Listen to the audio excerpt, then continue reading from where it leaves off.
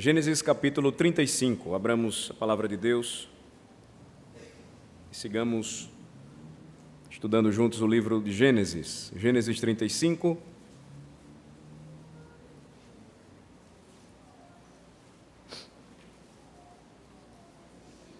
O que temos no capítulo 35 é o registro do fim de um ciclo em que Jacó, tendo passado por tudo que passou, por tudo que enfrentou em sua trajetória como um patriarca, ele agora experimentaria a conclusão ou o fechamento deste ciclo quando ele retorna para o lugar onde ele deveria ter ido, quando o Senhor cumpriu o que prometeu e disse que ele deveria então voltar e atender o voto que fez em adorar ao Senhor novamente em Betel com gratidão no coração, e não fez. E o resultado então de tudo aquilo que vemos no capítulo 34 foi aflição sobre a sua casa, porque a sua filha seria violada pelos siquemitas, pelo príncipe deles. Ele ficaria calado, ele não reagiria, os seus filhos tomariam a frente e o extermínio dos homens de toda uma cidade ocorreria. E então esta situação toda, ela precisaria surgir para que então Jacó ele voltasse novamente àquilo que seria básico, simples de se cumprir. Não há dúvida que quando nós olhamos e observamos o que acontece com Jacó, a história de Jacó, e percebemos como ele agora reconhece a necessidade de voltar com a sua família para as suas raízes espirituais, nós percebemos que ele precisaria retornar para Betel, para o lugar onde ele chamou, uma vez reconhecida como o lugar da luz, ou a cidade-luz de a casa de Deus, este é o termo da expressão Betel, e lá então ele se reconciliasse com o seu Senhor. E ele precisaria fazer este caminho de volta, ele precisaria retomar novamente aquilo que ele esqueceu. E uma crise precisou surgir ou acontecer na vida de Jacó, assim, deste modo, para que ele pudesse então aprender novamente com o seu Deus. Assim acontece também conosco por vezes. A pergunta que nós fazemos quando nós estudamos a história dos patriarcas ou dos grandes homens de Deus, heróis da fé, os quais o Senhor jamais escondeu os seus defeitos, os seus problemas, os seus pecados, é a seguinte, a pergunta é a seguinte: por que é tão comum que estas coisas aconteçam assim, desse modo, dessa maneira? Talvez você não estudou conosco Gênesis 34, mas eu peço que depois você avalie esta passagem com cuidado. É uma passagem muito forte, impactante, o que acontece na casa de um servo de Deus. Nós precisamos olhar e então nos perguntar por que Deus nos conduz por esses caminhos difíceis, a fim de nos levar novamente à obediência. Por que nós devemos levantar esta pergunta? Porque talvez nós também sejamos um povo tão desobediente e tão obstinado, assim como foi o povo de Deus, assim como foi a vida de Jacó, e às vezes uma crise, ela precisa cair sobre nós, assim como o estupro de Diná por Siquém e o massacre subsequente de todos os siquemitas na cidade de Siquém, para que nós entendamos novamente que não podemos deixar de caminhar com Deus. Lembrem-se, a passagem aqui, ela vai também falar a respeito de reconciliação. A passagem aqui vai nos lembrar novamente quem sempre tomou a iniciativa por seu povo. A passagem que nós temos aqui diante de nós e pretendemos estudar com vocês, o tema ou a abordagem que precisaremos trabalhar à luz do capítulo 35, em mais um sermão sobre Gênesis, mais uma vez nos humilhará e nos lembrará que nunca foi iniciativa da nossa parte ir ao encontro de Deus, mas Ele sempre trabalhou em nossa vida desde o princípio e permitiu até mesmo que passássemos por crises e enfrentássemos problemas, a fim de que aprendêssemos novamente que a nossa vida ela deve ser continuamente um caminhar pela graça. Então observe inicialmente a passagem de Gênesis 35, capítulo Gênesis 35. Eu farei a leitura inicial dos versículos de 1 a 15. Eu peço a atenção dos irmãos. Disse Deus a Jacó: levanta-te, sobe a Betel e habita ali.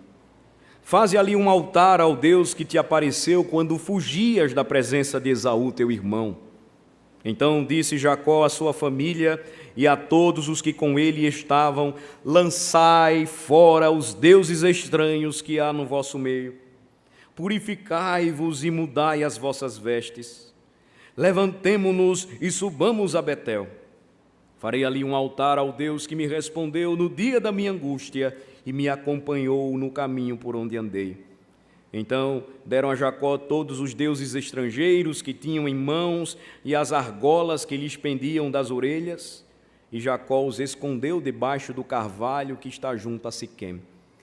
E tendo eles partido, o terror de Deus invadiu as cidades que lhes eram circunvizinhas, e não perseguiram aos filhos de Jacó.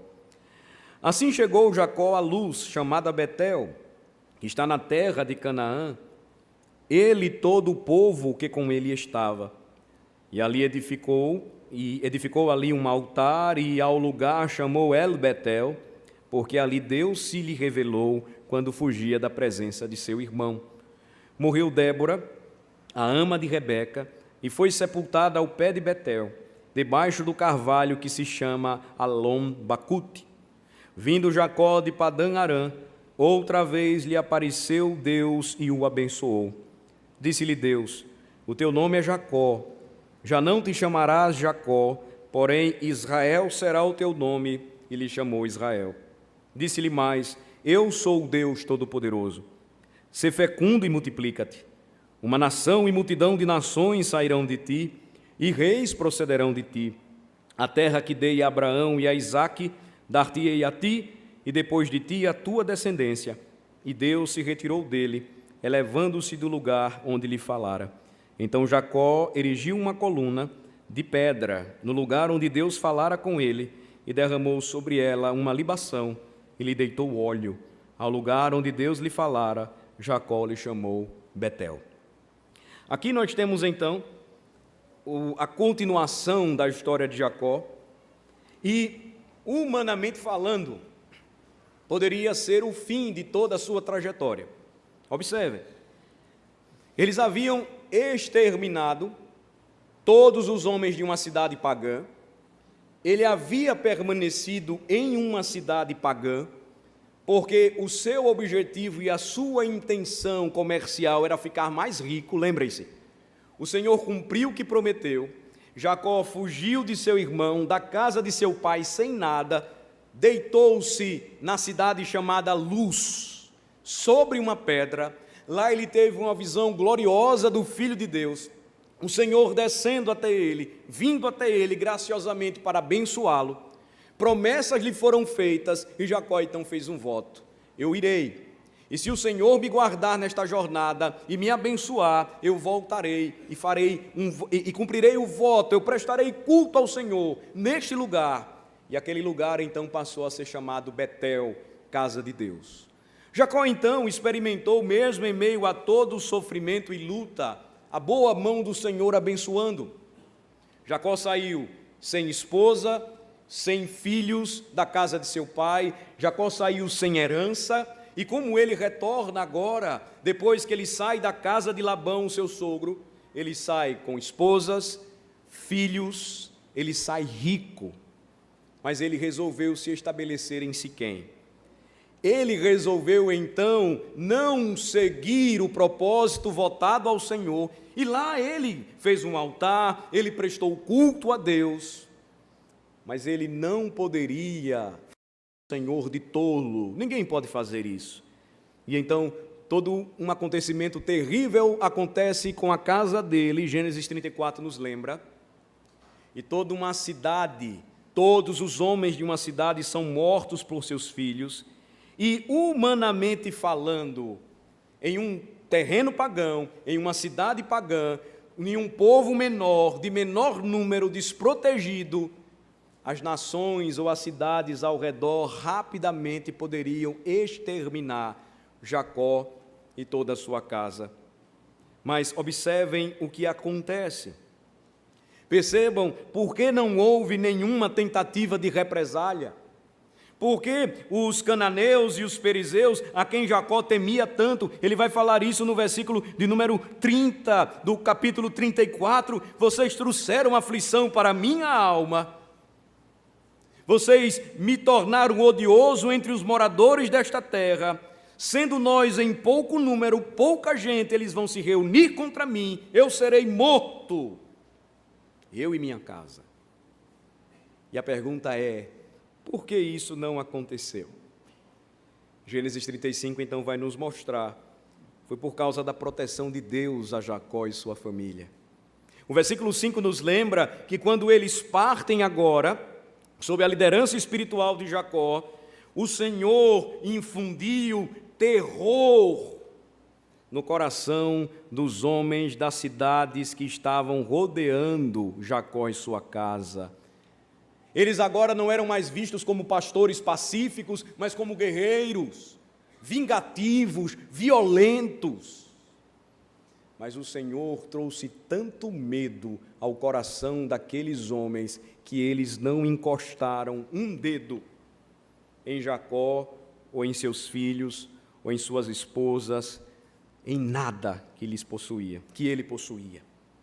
Então, quando nós olhamos, irmãos, este santo temor que o Senhor lançou sobre as nações, nós começamos a perceber então que as preocupações de Jacó com a sua própria segurança visivelmente eram desnecessárias.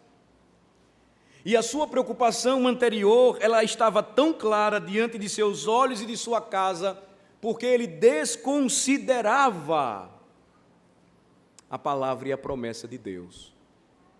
Você então observa a partir do versículo de número 1, que em meio àquela crise, Jacó precisava se levantar, ele precisava assumir a posição de liderança espiritual em sua casa, liderança decisiva, que não ocorreu no capítulo anterior. E foi justamente, irmãos, percebam isto, esta crise que provocou uma tremenda tribulação na alma de Jacó. Mas não foi a crise que levou Jacó a se voltar para Deus. Às vezes nós pensamos isso, se não vai ser pelo amor, será pela dor. Gênesis 35 não nos ensina isso. Quem conduz o crente ao arrependimento? Quem conduz o crente em desobediência e incredulidade ao caminho do Senhor? Não é a crise nem a tribulação, mas aquele que a utiliza e age de modo providente, muitas vezes misterioso, mas conforme prometeu, agir por aqueles a quem ele amou, por graça somente. Observem o versículo de número 1. A decisão de Jacó não foi mudada até que o Senhor tomasse a iniciativa de buscá-lo. Observem o versículo de número 1 do capítulo 35. Deus se dirigiu a Jacó. Este é o único registro em que o Senhor se dirige a um patriarca e diz o que ele tinha que fazer, em termos de cumprir o voto que fez. Versículo 1, o Senhor então disse a Jacó: levanta-te, sobe a Betel e habita ali. Jacó havia estragado tudo mais uma vez. Ele se deixou levar pelos atrativos comerciais de Siquém, e isso o impediu de cumprir os deveres espirituais em Betel. Em seguida, ele abdicou da devida liderança de sua família, como pastor de sua família, líder espiritual de sua casa, permitindo que seus filhos fizessem o que bem entendessem, e nós sabemos o resultado trágico. Mas em meio a esse caos pessoal, familiar, quem vem, intervém e fala graciosamente com ele? O Senhor. Ele o chama de volta. Ele restabelece um relacionamento consigo, porque a sua promessa pactual é: vocês serão o meu povo, porque primeiramente eu decidi ser o vosso Deus. Irmãos, jamais esqueçamos disto. Não são crises ou tribulações que nos fazem retornar aos caminhos do Senhor. Não são os problemas que mexem conosco que nos fazem retomar a caminhada de fé. Nunca. Conhecemos a nós mesmos. Somos tão autossuficientes, egoístas. Basta mexer um pouco conosco, nós já ficamos bravos, nós temos direitos, nós temos que buscar honra, nós estamos sendo desrespeitados. Esse é o tipo de procedimento que sempre surge do nosso coração. Na verdade, esse é o nosso coração. Não é diferente do coração de Jacó. Mas quando o Senhor intervém, quando Ele nos chama de volta, quando Ele fala graciosamente conosco, quando Ele entra em um relacionamento conosco, Ele restabelece, Ele restaura, a verdadeira mudança acontece. Não é assim que as verdadeiras mudanças acontecem? Primeiro passo para que esta mudança aconteça se chama renovação espiritual, como no nascimento espiritual sempre vem de Deus. É Deus que intervém, é Deus quem fala. Você sabe do que eu estou falando. Você pode estar aqui me ouvindo e o seu coração está duro para ouvir a palavra do Senhor, porque muitas vezes você tem barreiras com o pregador, você tem barreiras com o irmão, você está com um problema mal resolvido e você resiste, você é duro, você e eu e você, somos assim. Quem é que vem e esmaga o nosso coração e mostra novamente na palavra que nós somos semelhantes a Jacó? O Senhor. Ele se dirigiu ao seu servo e ele disse: levanta-te, sobe a Betel e habita ali. Ele então faz com que as coisas comecem a mudar, elas comecem a acontecer, sempre vem de Deus. Se fôssemos deixados, irmãos, à nossa própria sorte, nosso coração frio como gelo, com relação a Deus, jamais o buscaria, jamais o desejaria. Esse é o engodo do falso evangelicalismo do nosso tempo, da falsa pregação dos nossos dias, de que nós temos esse poder, essa capacidade de resolução, de que sempre nós devemos fazer alguma coisa. A Escritura vem e diz: se fôssemos deixados à nossa própria sorte, permaneceríamos em Siquém, calados, a nossa filha seria estuprada, os filhos se levantariam, o Senhor não vai fazer nada, nós permaneceríamos calados. Os filhos entrariam na cidade, enganariam usando a fé, circuncidando homens para depois matá-los, sequestrando seus filhos, mulheres, fazendo-as escravas, roubando tudo, saqueando uma cidade. E depois nós diríamos: vocês estão loucos, o que é que vai acontecer comigo? Virão atrás de mim e vão me matar. Jacó somos nós. Somos lembrados em nossa caminhada que, se formos deixados à nossa própria sorte, a verdade é essa, irmãos, rapidamente nos deixamos levar por acordos, nos seduzimos pelos atrativos de falsos objetivos, nos deixamos levar pelos ídolos. O primeiro passo, então, é descrito aqui no versículo de número 1. O Senhor vem. Os jovens que estão afinados e estudam a física conhecem as leis da termodinâmica. A segunda lei da termodinâmica, ela declara claramente que a matéria sempre progride da ordem para a desordem. Apliquemos isso à nossa alma. Assim como todo o resto do mundo, se o Senhor não vier, se Ele não agir em nosso favor, se Ele não arrancar da nossa ignorância, dureza de coração, pecados, nossa alma só caminhará para a morte, para a destruição. Isso começou desde o Éden, quando os nossos primeiros pais decidiram pecar contra Deus. Mas quando Deus intervém, meus amados irmãos, Ele não nos abandona. Ele não abandona aqueles por quem Cristo morreu, aqueles com quem fez aliança. Ele então vem até nós, assim como Ele fez com Jacó, e nos chama de volta. E por que Ele faz isso? Para que renovemos a nossa caminhada com Ele. Esta passagem, irmãos, nos faz pensar nesta noite como o nosso Deus é infinitamente paciente com o seu povo. Lembrem comigo, não foi a primeira vez que Ele interveio na vida e na história de Jacó dessa forma. Você vai ver isso no final de Gênesis 30. Jacó, acomodado com sucesso material, confortavelmente, enquanto estava prestando serviço a Labão, se esquece aparentemente das promessas de Deus, da terra da promessa.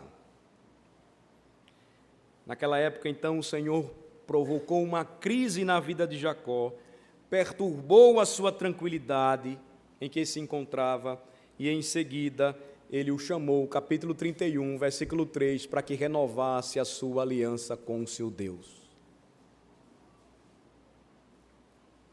A pergunta é: existe um modelo semelhante em nossas vidas? Eu tenho plena certeza que há na minha. Repetidamente deixamos de buscar a Deus com ardor, repetidamente nos envolvemos com outras coisas, nos deixamos dominar pelo conforto da indiferença, nos esquecemos de Deus até que Ele vem, intervém e nos lembra quem somos, para quem devemos olhar, para onde devemos seguir, não por vista e sim por fé.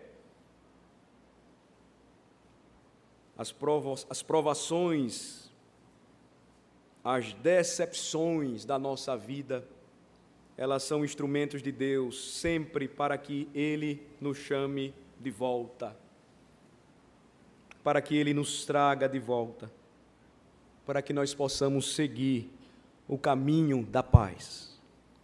O Senhor então desafiou Jacó, versículo de número 1, e Ele diz claramente o que Jacó deveria fazer. Faze ali um altar ao Deus que te apareceu quando fugias da presença de Esaú, teu irmão. Em outras palavras, você esqueceu de tudo. E então, quando o Senhor vem e chama Jacó novamente a entender o propósito da sua vida, para quem ele deveria olhar, a quem ele deveria servir,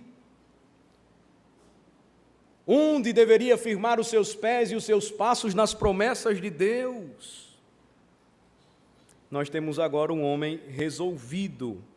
Observem, nós temos um homem agora que está firmado, resoluto naquilo que tinha que fazer. Ele precisava purificar a sua alma e purificar a sua casa, a sua família. Versículo 2, então disse Jacó à sua família e a todos os que com ele estavam: lançai fora os deuses estranhos que há no vosso meio.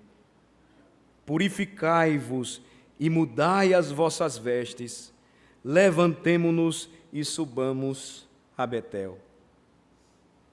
Observem que a purificação tem início com o enterro de nossos ídolos. Todas aquelas lembranças de nossos antigos modos de viver e de pensar que trouxemos conosco, assim como Raquel tentou fazer, raptando os ídolos da casa de seu pai, eles precisam ser abandonados. Jacó agora assume a posição que jamais deveria ter rejeitado, se omitido de líder espiritual de sua casa. E mais uma vez, meus irmãos, esta palavra é muito séria para os homens da igreja. Nós somos os líderes dos nossos lares. O mundo vai dizer que não. Pressões na igreja tentarão dizer que não.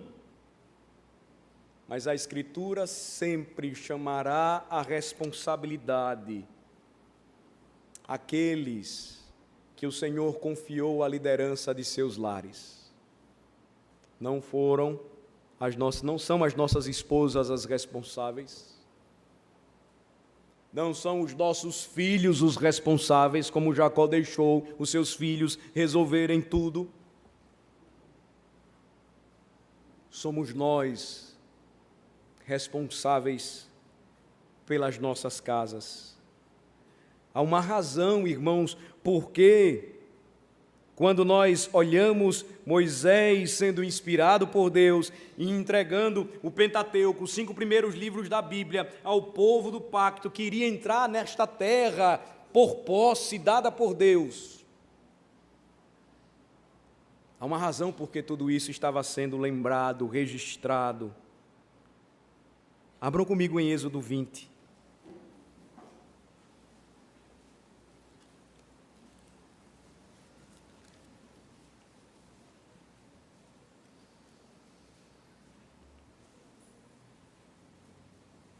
Êxodo 20.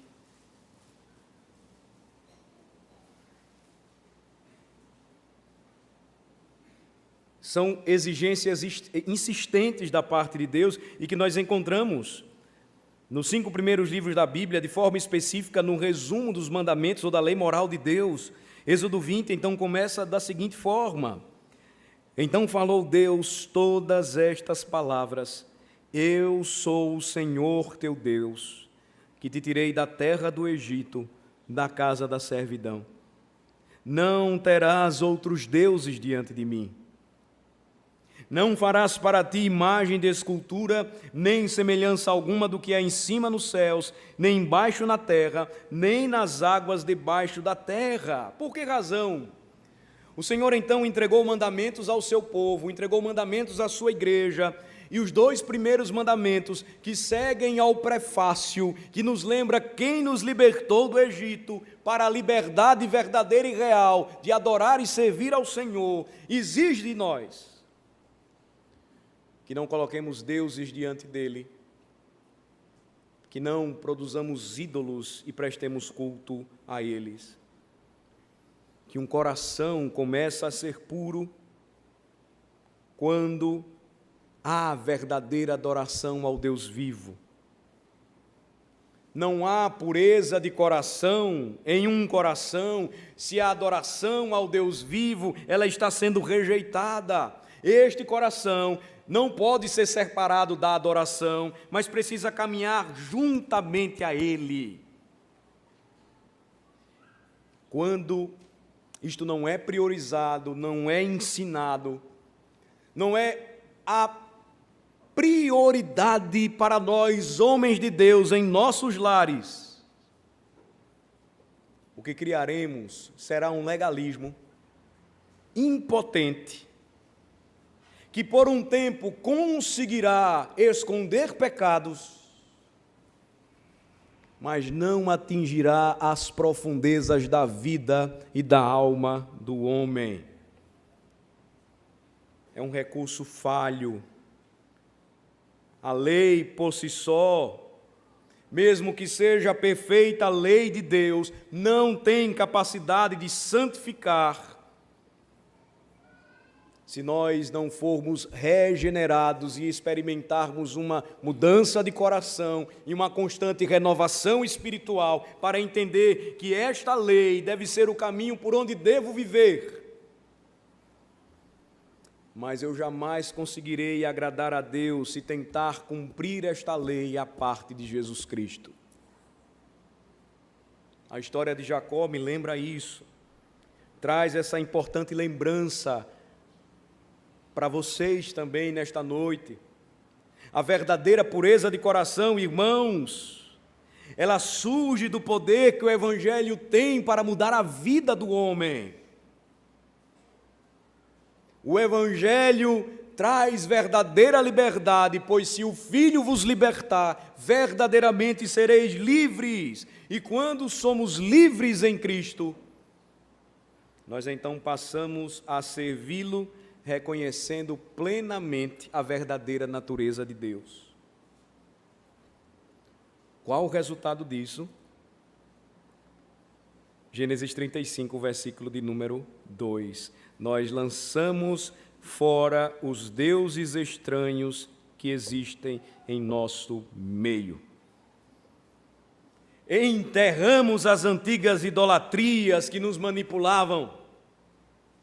A liberdade para servir, simbolizada aqui no caso de Jacó e sua família, modifica tudo do interior para o exterior. Observem a ordem do líder espiritual. Jacó para os seus filhos, suas esposas, sua casa, foi: lançai fora os deuses estranhos que há no vosso meio, purificai-vos, ou seja, limpem-se e mudem as suas vestes. Este ato simbólico nos faz lembrar as palavras de Paulo, quando trata de uma vida transformada em Efésios, e ele fala que esta vida transformada, ela diz respeito a despir-se do velho homem, lançando as suas velhas roupas e revestindo-se de um novo homem para a glória de Deus. É o que acontece. Não se dá por força moral, não se dá pelo cumprimento de regras ou leis, mas se dá quando o Evangelho transforma o coração do homem. Nós temos feito isso, irmãos, pela nossa casa. Nós temos trabalhado mais do que, por vezes, entendemos ser o Evangelho de forma equivocada, uma quantidade de proibições, de obediências morais. Nós estamos indo no âmago da questão, nós estamos tratando com o coração dos nossos filhos, com a espada do Espírito, que é a palavra de Deus. Essa é a pergunta. Uma vida de proibições, ela vai despir a nós mesmos, aos nossos filhos, a nossa esposa, do velho. Mas nós caminharemos indefesos, nus, porque nós precisaremos de vestes novas. Só Cristo poderá nos dá-las, poderá conceder estas vestes a nós. Só Ele poderá nos dar tais vestes. Só Ele pode nos vestir com vestes novas e de justiça. O que acontece aqui na história de Jacó, entendam, meus amados irmãos, foi a marca da intervenção divina que modificou de fato a sua alma, o impactou e transformou de uma vez por todas o seu ser. Ele estava desafiando a sua casa a recusar os vícios, as paixões deste mundo, e agora submeter a sua mente, alma, coração a um encontro com Deus vivo. Como é que o mundo nos reconhece e nos identifica? Como povo de Deus, eu pergunto, apenas como legalistas?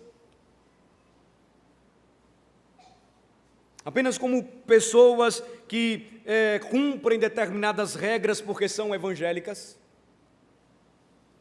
Não demorará muito, perceberão que em nós não há o brilho nem o perfume de Cristo. Tais compreensões, irmãos, são necessárias porque muitas vezes nós que lidamos com a Bíblia, com a Escritura, com a fé, facilmente a manipulamos. Em nome de Deus, para a glória de Deus, para o reino de Deus, e nós pecamos. O Senhor aqui estava tratando o seu servo e do mesmo modo Ele por vezes faz conosco, quando Ele permite que a crise e a tribulação se instaurem em nossa casa. Às vezes nós não pensamos nisso. Às vezes nós estamos tão fortes e tão claros de quem nós somos, tão autossuficientes no poder que nós temos, e o Senhor vem então e nos acomete de uma doença mortal. Ela não necessariamente é dada a alguém que está caminhando assim, mas você percebe quando a pessoa ela é acometida de uma doença terminal e ela é crente. O Espírito trabalha nela. O Espírito está com ela. Ela sofre, ela por vezes revela a sua humanidade, a sua própria natureza, mas o Espírito a conforta, consola. O Senhor usa então circunstâncias graves como estas para nos aproximar dEle. Jacó estava experimentando isso. O amor de Deus agora estava movendo não as antigas idolatrias de seu coração, mas uma resolução santa, assim como aconteceria com Josué mais à frente. Eu e minha casa serviremos ao Senhor. E para que isso aconteça, uma reforma precisa ocorrer. Talvez nós não estamos lidando corretamente, muitas vezes, com situações de crise, sob uma perspectiva bíblica. Nós tomamos o conceito de amor mundano, e este conceito de amor é romântico. Ele não é movido por obediência, ele é movido por emoção. E aí nós não fazemos o que deve ser feito, nós não tratamos as questões da forma como precisa ser tratada, e aí nós começamos a achar que é pesado demais fazer isso, que são exigências demais para que uma mudança aconteça. Mas quando Deus, por sua graça, intervém, Ele produz temor, tremor, obediência. Jacó sabia que alguma coisa precisava ser feita, e a partir do coração, a resolução então agora de não permitir que o pecado habitasse em sua casa, de não aceitar que o erro ainda permanecesse em seu lar. Podemos nos enganar, irmãos, e é com temor e tremor que, como o pastor desta igreja, eu digo isto nessa noite para vocês. Podemos estar cometendo o erro de estar lidando com os pecados dos nossos filhos da forma errada. E sabem por quê? Porque os ídolos permanecem. Porque os pecados não são tratados. Porque não há purificação, não há mudança de vestes. A verdade é que nós estamos parecidos muito com o mundo. A verdade é que nós não estamos fazendo aquilo que fazíamos com os nossos filhos quando eles se melavam de terra ou na lama, brincando de bola, ou quando caíam e ralavam o joelho, nós corríamos rapidamente para limpá-lo. Purificação é isso, e mais do que isso, é a do coração. Por vezes nós não estamos usando a Bíblia para fazer isso.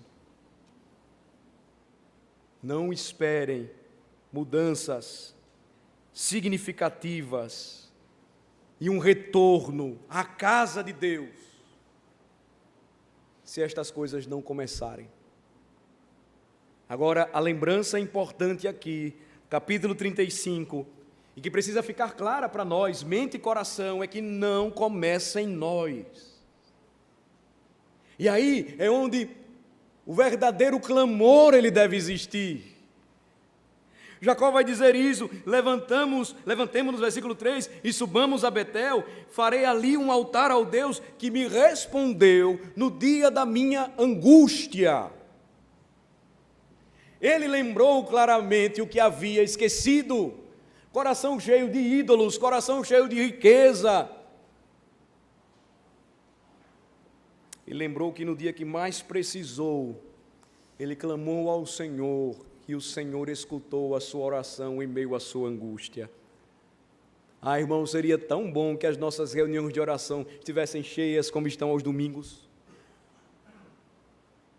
Que nós tivéssemos pais aqui, de fato, e a responsabilidade começa de vocês, homens. Levantem o traseiro do sofá, da frente da TV, do jornal, e traga a sua família para a igreja, para orar, clamar: Senhor, salva a minha casa, salva os meus filhos, salva o teu povo. Não fazemos isso. Essa é a verdade. Não estamos tratando das coisas de Deus da forma correta. Essa é a realidade. Mas nós queremos que eles voltem para Betel. Jamais voltarão. O nosso esforço tem sido humano. Nós estamos confiando na psicologia. Olha só. Na psicologia. Na terapia. Procurem conhecer mais o que estas coisas ensinam. Elas dirão que seus filhos têm que viver a vida deles. Que nós devemos nos aceitar. Que é pesado de nós o que o Evangelho exige de nós. Por que não pular a cerca de vez em quando? Por que não experimentar a vida e viver como o mundo vive? Jamais voltaremos para Betel. Seu esposo não vai voltar, sua esposa também não, seus filhos jamais. Não adianta dar celular, relógio, carro, casa, dinheiro, nada disso. Se você não tratar com seriedade as coisas de Deus, lançar fora os deuses estranhos que há no meio de sua casa, purificar-se juntamente com a sua casa, mudar suas vestes de uma vez por todas. Aí sim, prontos, preparados. Vejam, versículo 3, Jacó disse: agora vamos nos levantar, vamos para Betel. Sabem por quê? Agora eu lembrei o que eu perdi. Eu vou lá construir um altar ao Senhor, que me respondeu no dia da minha angústia e me acompanhou no caminho por onde andei. Jacó ouviu o chamado de Deus, irmãos. E nesta noite, homens de Deus, servos do Senhor, ouçam a palavra do Rei. Estendam tal convite à sua casa. Talvez a decisão mais dura em nome do amor, que não é bíblico, você está sendo tentado a tomar. Mas se o teu filho quer viver uma liberdade à parte de Cristo, ele não pode ser acobertado por você.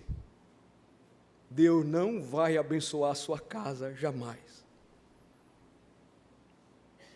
Veja que o que Jacó experimentou se tornou testemunho para o povo de Deus. Vocês leram o Salmo 24 na liturgia desta noite? Veja que o Salmo 24 nos lembra isso, o mesmo apelo à pureza que Jacó fez à sua família, estendendo-se para cada um de nós, do povo de Deus, a sua igreja. Quem subirá ao monte do Senhor? Quem há de permanecer no seu santo lugar? O que é limpo de mãos e puro de coração, o que não entrega a sua alma à falsidade, não jura dolosamente, este obterá do Senhor a bênção e a justiça do Deus da sua salvação. Tal é a geração dos que o buscam. Observem, os que buscam a face do Deus de Jacó. Não podemos, irmãos, fechar os nossos olhos para a realidade que o Senhor registra na Escritura, para nos lembrar como Ele ainda hoje opera graciosamente no meio do seu povo. E isso se prova quando Ele permite que nós ouçamos a sua palavra.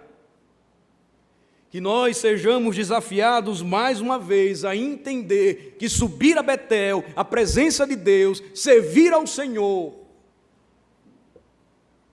é aquilo que mais importa e que moldará tudo aquilo que nós vamos construir e fazer em nossa vida. Não permitirá que percamos a consciência, a vista de que nós somos peregrinos, nós não somos desse mundo. O aspecto verdadeiramente surpreendente desse chamamento para a renovação de pureza que o Senhor fez a Jacó, e agora ele estava fazendo a sua casa, é que Betel ainda está acessível a pecadores como nós. Nosso coração é tão pecador como foi o de Jacó. E mesmo quando enterramos os nossos ídolos, nunca nos esquecemos de onde os enterramos. E somos tentados a levar flores para eles. Entretanto, a graça abundante de Cristo sempre nos prenderá a Ele, nos atrairá a Ele, nos chamará à sua presença. Mesmo que negligenciemos a Deus e decaiamos, ainda assim Ele permanece fiel às suas promessas, fiel ao seu pacto e nos chama de volta para Ele. Na verdade, irmãos, isto é tão claro, é um princípio tão básico na Bíblia que não poderíamos esquecer jamais. Deus permanece fiel à sua palavra, mesmo quando somos infiéis. Lembrem-se, Lamentações capítulo 3, toda uma cidade destruída, Jerusalém, ano 586 a.C., a partir de uma longa infidelidade do povo de Deus, os profetas clamavam e eram presos e mortos. O povo não ouviu, os reis não escutaram, e agora a cidade destruída, assolada. Houve então o autor de Lamentações encorajado por esse mesmo fato que escutamos aqui. Ele disse: as misericórdias do Senhor são a causa de não sermos consumidos. Misericórdia é aquilo que merecemos e Deus não nos dá. Porque as suas misericórdias não têm fim. Porque as suas misericórdias renovam-se cada manhã, grande é a tua fidelidade.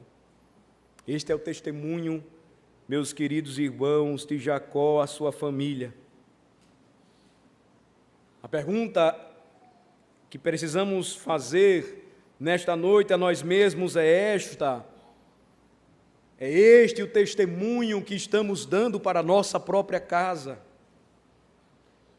Por causa do grande amor do Senhor, não somos consumidos em sua ira, porque grande é a sua fidelidade. Nós então precisamos nos levantar e subir a Betel, contagiar a nossa casa e dizer: vamos adorar o Senhor. E sabem por quê? Porque Ele me respondeu no dia da minha angústia. Meus filhos, Ele me acompanhou no caminho por onde andei.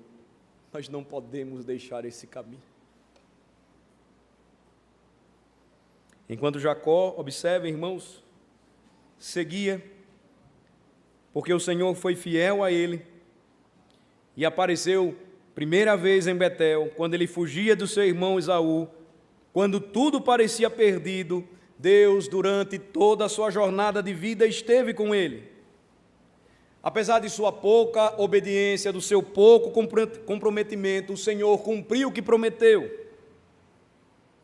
E agora nós temos Jacó levando de volta uma família para Betel. Basta a gente lembrar, ele não volta como da primeira vez. Ele volta com uma família de 12 filhos, ele volta com muita riqueza. Deus atestou, comprovou a sua fidelidade. para com o seu servo, para com o seu povo. Enquanto ele fazia o seu culto a Deus, observem, o Senhor então apareceria a ele. Versículo de número 4, diz que a família de Jacó agora aceita a sua liderança espiritual. É importante, irmãos, aqui refletirmos nesta noite se esta tem sido a nossa posição como líderes dos nossos lares. Sua esposa e seus filhos aceitam a sua liderança espiritual? Você é reconhecido como um homem que exerce liderança espiritual? Se sua esposa está fazendo o seu papel, você responderá a Deus por isso. Se você está sendo negligente quanto à necessidade de procurar conhecer e aprender mais acerca do Senhor para suprir a sua casa, o Senhor pedirá contas a você acerca disso. Você não precisa ser um pastor, você não precisa ser alguém formado em teologia para fazer isso, não. Você recebeu do Senhor inteligência, você recebeu do Senhor um novo coração, o Espírito de Deus habita em você, você não pode se omitir dos seus deveres espirituais. Quando Jacó então foi tocado por Deus e ele desafiou a sua casa, observem, versículo 4, eles dão todos os deuses estrangeiros, provavelmente aqueles que foram saqueados de Siquém, argolas que lhes pendiam as orelhas, tudo isso aqui ligados ao culto pagão. E Jacó então os enterrou debaixo do carvalho que estava junto a Siquém. Deixa tudo isso aí. E então eles partem, diz o versículo de número 5, o Senhor conduzindo-os, e ninguém tocaria em nenhum deles, porque o Senhor colocou o terror no coração dos homens. E assim então Jacó chegou à luz chamada Betel, vejam o versículo 6, que está na terra de Canaã, e ele e todo o povo que com ele estava, o Senhor sendo a segurança de Jacó a todo tempo, em todo momento. Versículo 7, ele então vai edificar um altar, e o lugar agora não será somente chamada Casa de Deus, mas El Betel, o Deus da casa de Deus. Por quê? Ali Deus se revelou quando fugia da presença de seu irmão. Ele volta às primeiras coisas, ele volta ao primeiro encontro, ele volta ao primeiro amor. Perceba, o Senhor sempre fazendo isso por Jacó, assim como tem feito por nós. Quem é que faz com que esse momento não se torne enfadonho para a gente? Isso é uma pergunta importante. Quem é que faz que cada leitura se renove? Quem é que faz com que cada hino pareça ser novo? Que cada salmo cantado encha o nosso coração de alegria? Que cada oração seja novamente a renovação da nossa aliança com Deus. Que cada pregação ou mensagem coloque fogo em nossos ossos. O Senhor. Quando perdemos estas coisas, nós temos um sinal claro de que o nosso afastamento de Deus ele já se iniciou. Quando nós perdemos o prazer de vir à casa do Senhor, quando não é importante vir à casa de Deus, nós já começamos a notar um sinal de incredulidade da nossa parte. Quando o Senhor intervém, quando Ele renova sobre nós as suas misericórdias a cada manhã, perceba, esta é a segurança que nós temos em Cristo. Se dependesse de nós, não estaríamos nem aqui. Ele então faz o que deve ser feito. O versículo 8 nos lembra, a ama de sua mãe, Rebeca, ela morre. Então, para que Jacó não esquecesse, ninguém aqui jamais, em meio à nossa caminhada, mesmo em segurança no Senhor, as adversidades elas existirão, as provações e as tribulações também. São necessárias para que a nossa fé seja fortalecida. O Senhor as utiliza, já falei, para trazer amadurecimento para a nossa alma. Mas eu não sei se vocês notaram que o que Rebeca fez, a sua mãe, foi tão ímpio, que ela é a única das esposas de patriarcas que não teve a menção à sua morte. Há um registro de que a sua ama predileta morreu, mas não há um registro a respeito da morte da própria Rebeca. Ela então, Débora, foi sepultada ao pé de Betel. Jacó está voltando àquilo que deveria ser o retorno à promessa de Deus. E a partir do versículo de número 9, observem, até o versículo de número 13, enquanto Jacó fazia o seu culto a Deus, sendo em resposta à promessa de Deus fiel, porque ele foi para lá adorá-lo, como havia prometido, Deus então se encontrou com ele novamente e renovou sua aliança com ele. Observem versículos de 9 a 13. Vindo Jacó de Padã-Arã, outra vez lhe apareceu Deus e o abençoou. Disse-lhe Deus: o teu nome é Jacó, já não te chamará Jacó, porém Israel será o teu nome. E lhe chamou Israel. Disse-lhe mais: eu sou o Deus Todo-Poderoso, sê fecundo e multiplica-te. Uma nação e multidão de nações sairão de ti, e reis procederão de ti. A terra que dei a Abraão e a Isaque, dar-te-ei a ti, e depois de ti a tua descendência. E Deus se retirou dele, elevando-se do lugar onde lhe falara. O Senhor então se revelou a Jacó. O Senhor então o lembrou do seu poderoso e transformador nome, o nome que o transformaria de um usurpador a um príncipe. Ele continuaria sendo reconhecido e chamado de Jacó, mas jamais por Deus. Porque por graça ele passou a ser chamado Israel. A nação que adviria dele seria chamada não Jacó, mas Israel. O Senhor lhe deu um novo nome, e o Senhor então demonstrou mais uma vez a sua boa obra na vida de Jacó. Ela havia sido começada, jamais seria interrompida. E Deus pronunciou novamente a sua bênção. Veja só, ele disse: sê fecundo e multiplica-te. Mas um elemento novo, ele vai acrescentar no final do versículo 11: reis procederão de ti.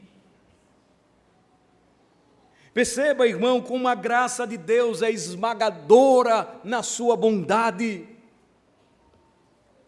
Perceba que no lugar dos esforços atrapalhados, malfadados de Jacó, para comprar um pedaço de terra prometida por si mesmo em Siquém, e não retornando para Betel, Deus então disse: eu vou dar a você essa terra, não somente a você, mas a seus descendentes. A obra transformadora da graça de Deus não somente seria para Jacó, mas se estenderia para a sua família. Mesmo que ele tenha sido um modelo de discórdia e de rivalidade. Observem, irmãos, Deus então anuncia que ele e a sua casa seriam transformadas em uma comunidade de nações, uma multidão de nações. Deus, de fato, é gracioso quando escolhe homens como Jacó, homens como nós, para a sua congregação espiritual. O Senhor aqui está dizendo claramente que a partir deste povo, uma expressão muito forte aqui utilizada, Assembleia de Nações, ou na versão grega do Antigo Testamento, uma igreja de nações, a partir de um homem como Jacó. Você verá então mais à frente que de um de seus filhos, Judá, viria o Rei dos Reis, o Senhor dos Senhores, o próprio Senhor Jesus Cristo. O Senhor então abençoaria ricamente o seu servo, a fim de que nós pudéssemos ser abençoados por ele. A verdade, irmãos, aqui, caminhando para um final e para um fechamento, é que assim como na história ou na trajetória de Jacó, e olhando para a nossa trajetória, para a nossa própria vida, o que o Senhor nos ensina é que em nossa caminhada ainda não estamos feitos. É que apenas estamos sendo feitos. E o procedimento que o Senhor nos faz para nos formar, cada vez mais nos moldar à imagem de Cristo, é nos oferecer uma orientação onde nós somos corrigidos e disciplinados por Ele, por um caminho de provações, de tentações, de tristezas, por vezes de retrocessos. À medida em que nós passamos por isso, adquirimos clareza bíblica, e isso se torna vivencial em nossa própria caminhada, porque enxergamos a nossa fragilidade. Nós enxergamos o nosso vazio quando nós nos apartamos do Senhor.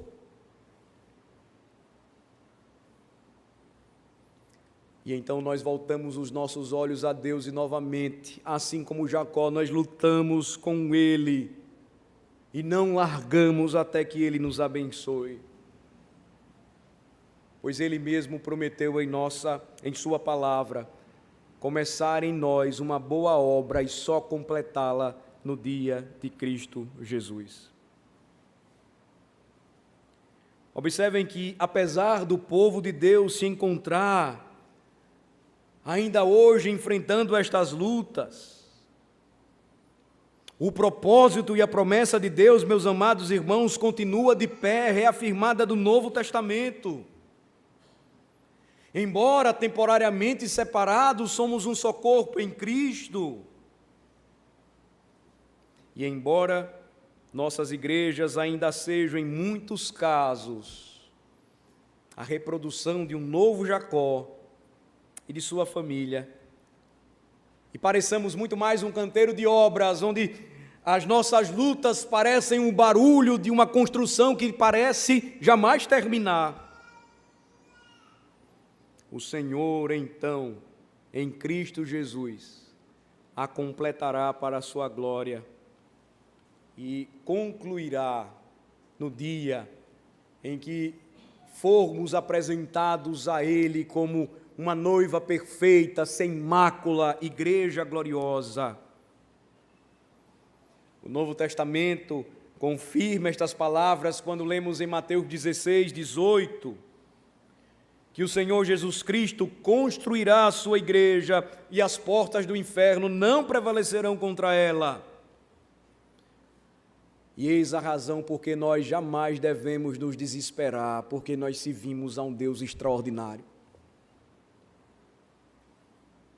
Foi o fato de Deus ter se revelado graciosamente a Jacó, meus amados irmãos, que o conduziu à adoração. E como não poderia ser? Como se pode experimentar, à luz de Gênesis 35, a graça de Deus, se o homem não dobrar os seus joelhos em adoração? Como é possível enxergar a profundidade dos nossos pecados e não sermos tocados no íntimo das lembranças que são chegadas a nós pela palavra do Senhor, quando nós olhamos para as feridas do nosso Salvador, o seu sofrimento e morte na cruz? E então olharmos novamente para a forma como Ele nos tirou da lama desse mundo. Do mesmo modo que Ele fez tanto tempo antes da vida de Jacó, o levando a erigir uma coluna de pedra, um altar para o louvor da glória do El Betel. O Senhor, então, tem trabalhado na vida e no coração do seu povo, fazendo-nos voltar novamente ao lar, à sua casa, à sua igreja, para que possamos adorá-lo, porque somente Ele é digno de toda a nossa devoção. Os versículos 14 e 15 encerram esta parte. Nós somos lembrados de como, então, Jacó, ele erigiu uma coluna de pedra no lugar onde Deus falara com ele, derramou vinho e azeite sobre ela, oferecendo sacrifício, oferecendo uma oferta ao Senhor, e o lugar onde Deus falou com ele, novamente é reafirmado, foi chamado de Betel, porque ele havia voltado para Betel. Observem, meus amados irmãos, que o texto não vai se encerrar deste modo, mais à frente nós vamos encontrar ainda outros registros finais, eu deixarei para tratar com vocês em um momento oportuno. Mas reflitam comigo em uma passagem tão rica e graciosa que temos diante de nós nesta noite.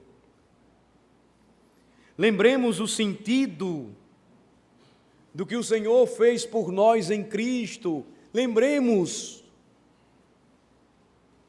o pecado deixou a nossa vontade ser conduzida pelo entendimento de quem não conhece a Deus, de quem não serve a Deus. Os nossos desejos ou afeições jamais anelariam por Deus. Caminhávamos endurecidos, a nossa vontade cativa aos nossos pecados.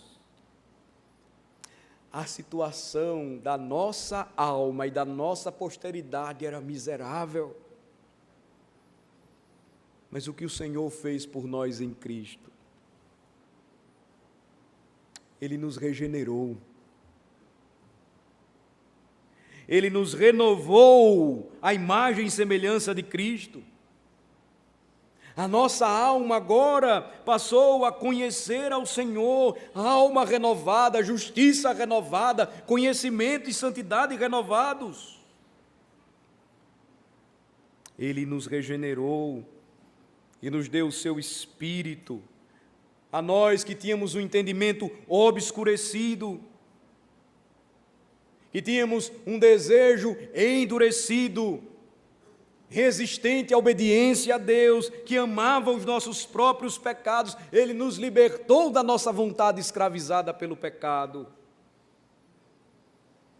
Como resultado desta obra da graça de Deus, desta renovação espiritual, passamos a possuir uma nova percepção espiritual. Aceitamos Deus como nosso maior bem. Aceitamos Deus como nosso maior objetivo. George Swinnock, um importante puritano do século XVII, falando sobre isso, certa vez declarou: a excelência do objeto que abraçamos em nosso coração determina o grau da nossa felicidade. A escolha do santo é correta quando unicamente Deus é o centro e repouso da alma. Em resumo, o que Swinnock queria dizer é que aceitamos Deus como único. A partir do momento que Ele intervém e em Cristo nos faz nova criação, agora não há competidores, os ídolos são abandonados, os ídolos são enterrados, novas vestes agora são lançadas e dadas por Cristo, nós temos uma nova mente e um coração, e subimos para Betel.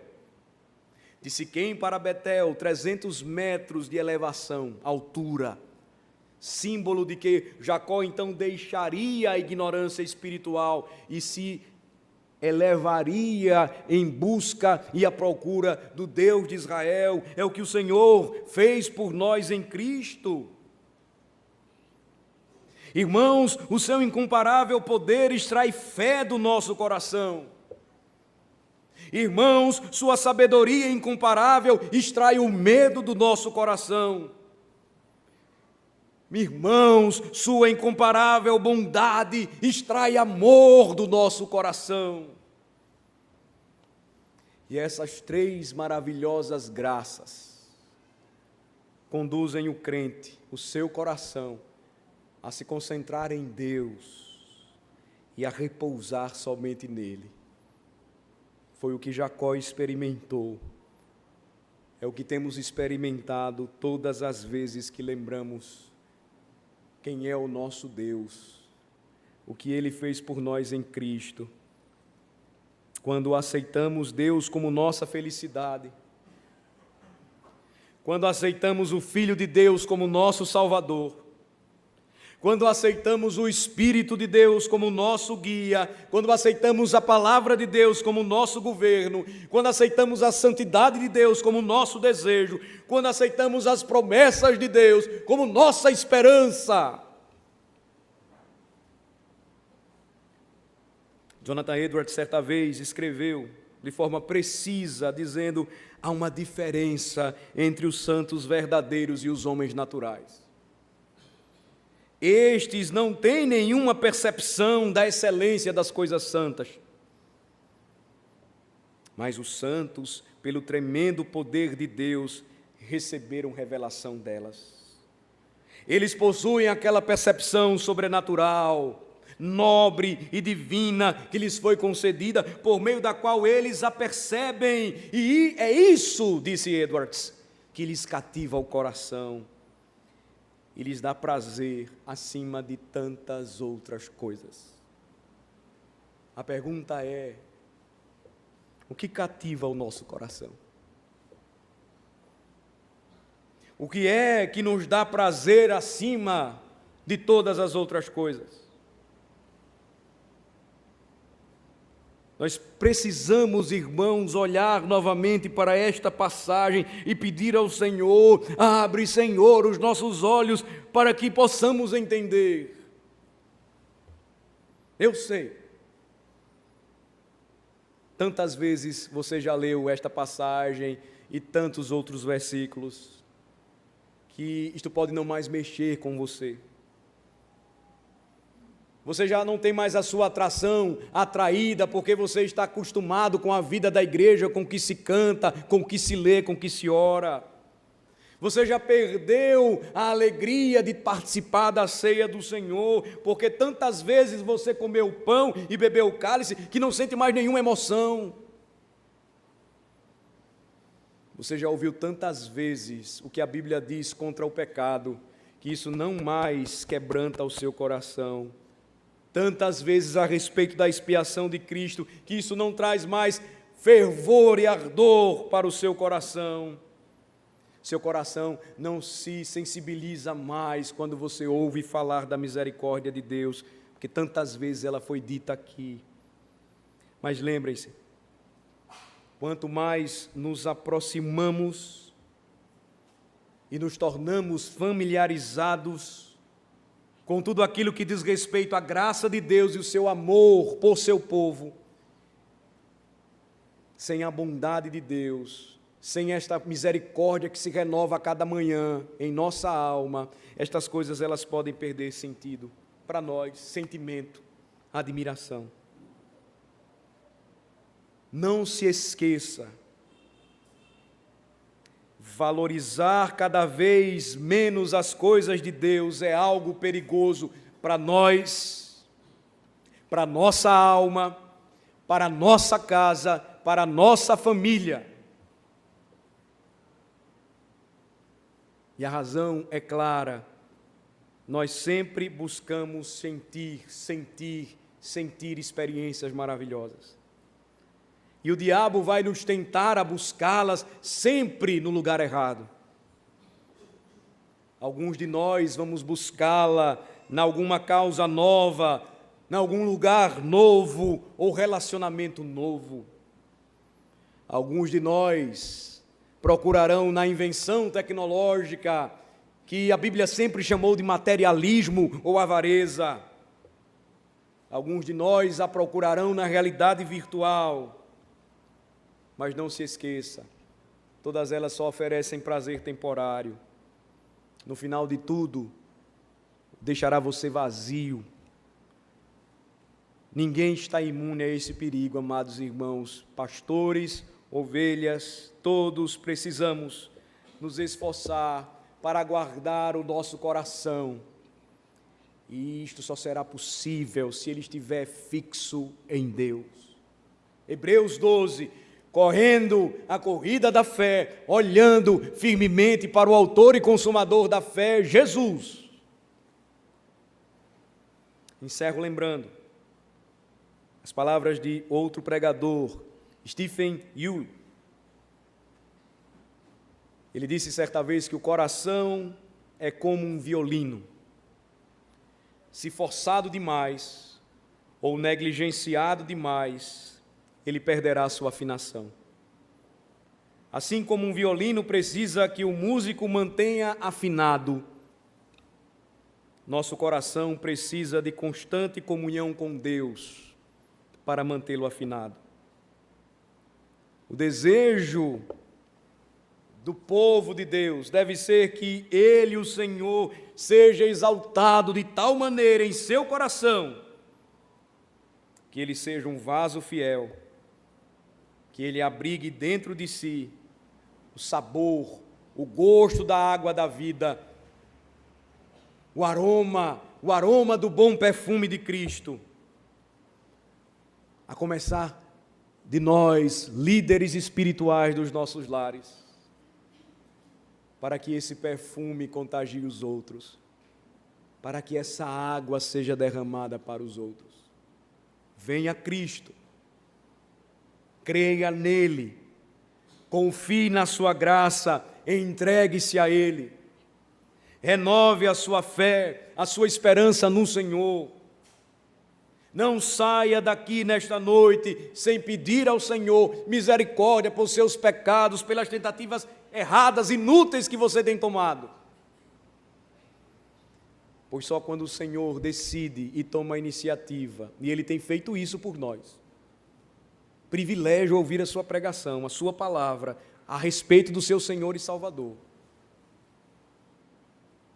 Ele produzirá e trará certamente verdadeira vida. Ó Deus, tem misericórdia de nós.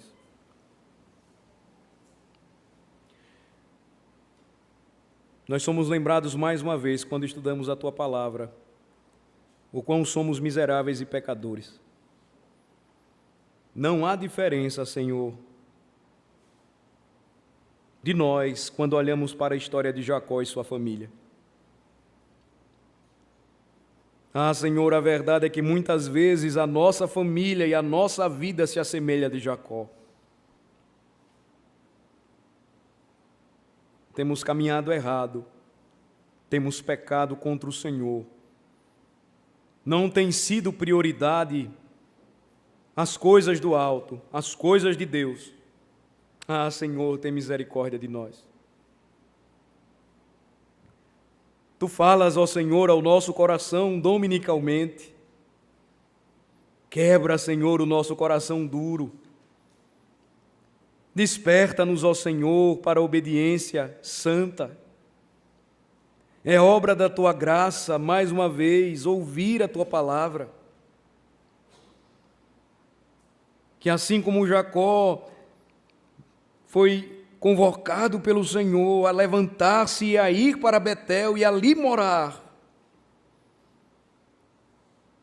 e ali prestar culto ao Deus de toda a terra, que possamos, ó Senhor, ter a mesma resolução, chegando em casa hoje para as nossas famílias e orando com elas e dizendo: ó Senhor, perdoa-nos, porque temos sido maus, incrédulos, materialistas. Ó Senhor, concede-nos a graça de recuperarmos esta liderança em nossos lares, e que nossas esposas e filhos nos atendam quando dissermos: lancem fora os deuses estranhos que há no nosso meio, purifiquemo-nos o nosso coração e alma, e mudemos as nossas vestes, e levantemo-nos e vamos a Betel. Ah, Senhor, que todos possam experimentar nesta noite de uma poderosa visitação do Teu Espírito. Que todos nós possamos sair aqui desta noite não enfadados, cansados, mas quebrados, humilhados e ao mesmo tempo gratos, porque se não fosse o Senhor, o que seria de nós? Se não fosse a Tua maravilhosa graça em Cristo Jesus, o que seria de nós e dos nossos filhos? Concede-nos, ó Senhor, aos homens desta igreja, coragem para mudar o que precisa ser mudado, corrigir o que precisa ser corrigido, pois só o Senhor quebra o nosso orgulho e vaidade e nos faz de fato reconhecermos que precisamos de Ti, porque sem Ti nada podemos fazer. E assim possamos olhar para os nossos filhos, esposas, e dizer: sim, vamos para a casa de Deus, porque foi lá que um dia Ele me respondeu no dia da angústia e me acompanhou no caminho por onde andei. Em nome de Jesus oramos. Amém.